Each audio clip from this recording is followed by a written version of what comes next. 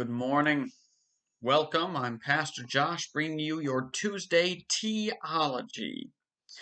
We'll begin with the tea and we'll move into the theology in due course of time. I'm trying a new tea today, so this will be more than your usual share of tea lore. It's a Harney and Sons Tower of London blend, and comes in a decorative purple tin. Has a pleasant fruity smell.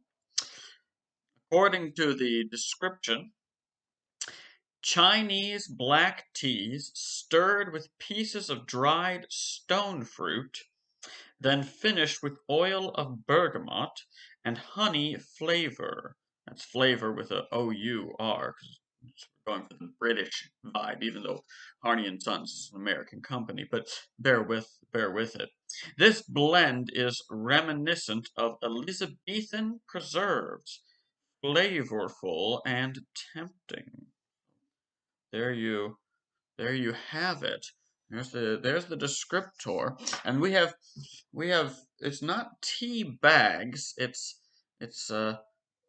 tea sachets, which they allow you to have instead of your very fine tea. It's actually the leaves are actually in there. Uh, and for the tea elitist, that's the tea elitist. The tea elitist would be highly unsatisfied, probably even with the sachets. They go for a loose leaf tea. I myself, while being something of a tea appreciator, am not such a tea elitist that I need to do the leaf. They're just more work. And the sachet is a nice compromise because you get the leaves without any more work than a tea bag. But I don't know that it really is superior. Anyway, so that's what's going down. The Tower of London blend.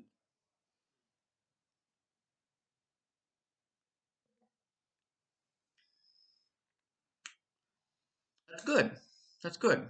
It is a little fruity, and I'm not as much into the fruity teas, but it's good. It's good. I like that. I can't taste the honey yet. Oh, maybe a little bit. Maybe a little bit. Well, we'll let that do its work. Now, moving from the tea into the theology, we've been talking for a number of weeks now about other ideas of God. You know, pantheism, polytheism, deism, and Unitarianism, and so on. All these other ideas of God. And now we're going to move into a knowledge of the true God, the one true God, the only God there is. So it's not that there's many different gods and there's different ways of thinking about them. It's that there's one true God and there is the truth about him, and there's, of course, all kinds of wrong ideas about him.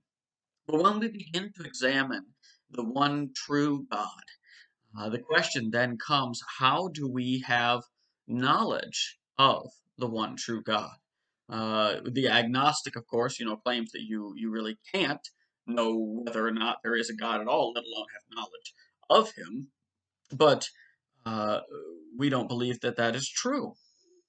We have knowledge of many things in this world, and we have knowledge of God as well, even though God is beyond this world. And the simple answer is we have knowledge of God because God has revealed himself to us.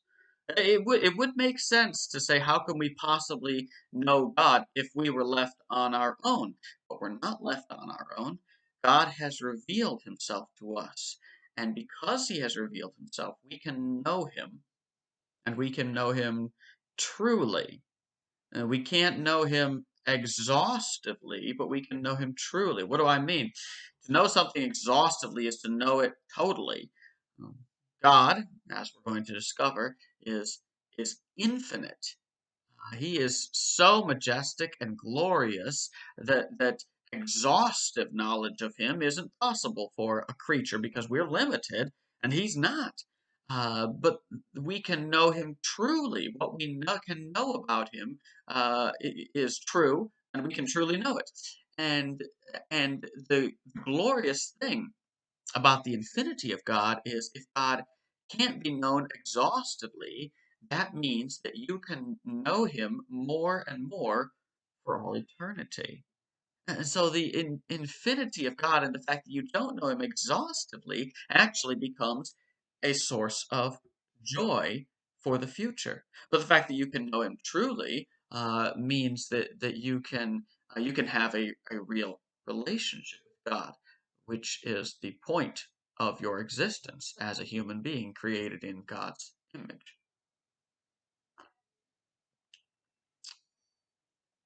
God has revealed himself to us, and he's revealed himself to us in several ways. Now, some of this will be covering territory we've talked about before, so bear with me as there is a little repetition. Frankly, there's a lot of repetition in the study of theology, and therefore also in the study of teology. And that's because it's also interconnected, and sometimes you have to tread over old ground again as it pertains to something. So, talking about how God has revealed himself, there's different ways we could approach it. And we're going to take something of a classical approach. We're going to start with how God has revealed himself more broadly and generally, and then work to how God has revealed himself more particularly. His special revelation, which is the fullest revelation. You could start there with the fullest revelation, and there's good reasons you could do that, but we're going to take the classical approach and start broadly. God has revealed himself widely, he revealed himself to everyone in what is called general revelation. And that comes in various ways, but it has to do with nature. It has to do with the world, with the universe that God has made. That we could say creation speaks of God. Now, creation, of course, does not literally speak, does not literally have a voice, it's not sentient. But when I say creation speaks, what I mean is God's handiwork teaches us about Him. And that is true in a variety of ways. You know, again a classical example. So I have here a clock, and this clock speaks about its creator. Now, there are limits to what this clock can tell me, but by looking at and studying this clock, even though the creator didn't write, you know, my name is so and so, and this is all about me, just by studying it, I can discern things about the intelligence of the creator, the cleverness, the knowledge and design and things like that. So this is something that has been made, and it therefore tells me about who made it. There's things I can see about its creator in it, and the universe is, in its own way, a sign of God because it is God's creation. And we look at this world and we see that God has revealed Himself. What has God revealed himself in this world? Well, let's go to a Bible verse here and then we'll reflect some more. And you might know where I'm going with this. It's kind of the classic text on this subject from Psalm 19. The heavens declare the glory of God, and the sky above proclaims his handiwork. Day to day pours out speech, and night to night reveals knowledge. There is no speech, nor are there words whose voice is not heard. Those are the first three verses of Psalm 19. The heavens declare the glory of God. That's probably the biggest thing we get from looking at the natural world around us. Because what do you see in nature? You see a vastness, you know, and we're still building telescopes that can see further and further, you know, that we can see that we live on a planet in the midst of a solar system, and that solar system is itself part of this huge swirling galaxy, and that there are other galaxies out there in the vastness of space. Lots of them, lots of other galaxies, and of course, the galaxy itself is just mind-bogglingly enormous. But then there's other galaxies out there in the vastness of space. There's this enormous compass, and it's just filled with stars and planets and nebulae and uh, black holes and all kinds of other things out there that have been created by God and that show the vastness of His handiwork. And of course, on the other hand, you can look closer and closer at things, and you see the intricacy and whatnot that we can go down and just as we can't see everything that's out there, we can't see everything that's down here, that we get powerful microscopes, that help us look at things on a tiny level. That your hand is, I mean, amazing in itself to look at, but then you can look at the intricacy. It's made of cells, and those cells are made of molecules, and those molecules are made of atoms, and those atoms of subatomic particles. The complexity goes down as well. And so there's this vastness both going out and going down, and all of it is enormously complex, and it interacts in these remarkably complex ways that the discipline of science hasn't been one of uh, quickly speeding up and then coming to knowledge of all things. It's been one of gaining more and more knowledge, but opening more and more questions, discovering new things, models for how we understand things being overthrown. But it gives us this picture that the creation is this vast and interconnected network of forces and particles interacting in these mind-boggling ways.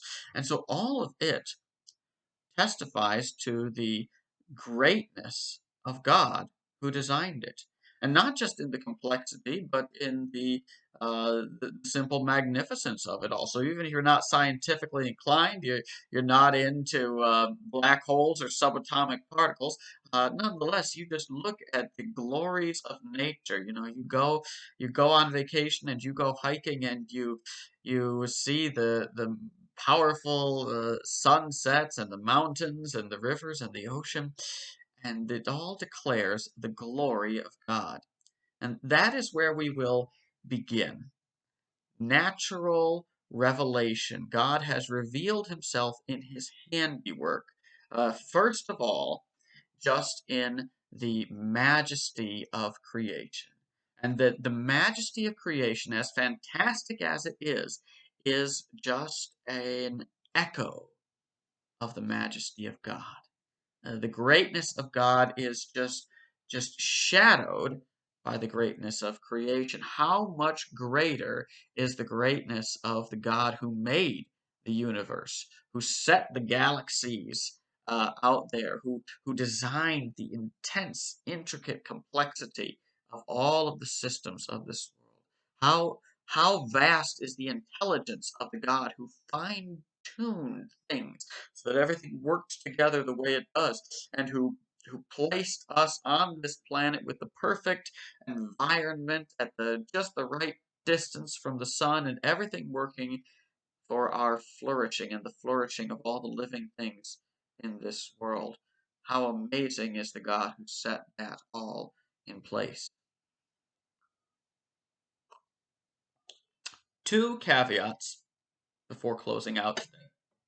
One is that general revelation would give you a mixed message, not because God has revealed himself mixed, but because the world has become corrupted by sin. And so, of course, if you only had general revelation to rely on, you would get a very confused picture.